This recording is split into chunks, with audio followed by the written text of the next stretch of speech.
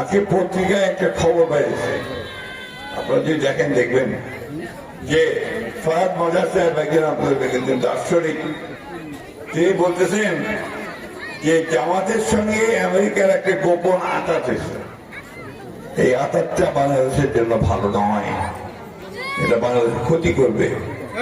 আমার যখন প্যালেস্টাইনের মানুষকে হত্যা করা হচ্ছে, কাশ্মীরে হত্যা করা হচ্ছে, তখন এই আঘাতটা বাংলাদেশের শান্তি শৃঙ্খলা সার্বভৌমত্বের জন্য ক্ষতিকর হয়ে দাঁড়াতে পারে।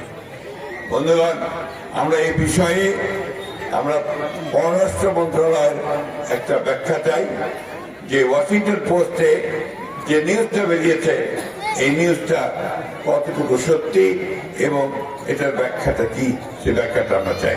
সাংবাদিক ভাইদের মাধ্যমে আমি এই ব্যাখ্যাটা চাই। আমাদের নেতা কি বলছেন, তারেক রহমান সাহেব কি বলছেন বলেন? বলছে দিল্লি না পিন্ডিও না, অর্থাৎ ভারত না পাকিস্তান না, আমরা বাংলাদেশ। ঠিক কিনা? সবাই বাংলাদেশি। আমরা হচ্ছে আমাদের দেশ হচ্ছে বাংলাদেশ, ওটাই আমাদের পরিচয়। ঠিক আছে, আপনাদের সঙ্গে আবারও ধন্যবাদ। সব শেষে আবারও দানের শীষে ভোটে আমি বক্তব্য শেষ করছি। আসসালামু আলাইকুম, খুদা হাফেজ। বাংলাদেশ জিন্দাবাদ, বাংলাদেশ জাতীয় দল জিন্দাবাদ, শহীদ জওয়ান দেশনেত্রী খালেদা জিয়া জিন্দাবাদ, অমর তারেক রহমান জিন্দাবাদ। আজকে পত্রিকায় একটা খবর বেরিয়েছে, আপনারা যদি দেখেন দেখবেন যে ফাহাদ মজার সাহেব একজন দার্শনিক, তিনি বলতেছেন যে জামাতের সঙ্গে আমেরিকার একটা গোপন আঁতাত হয়েছে।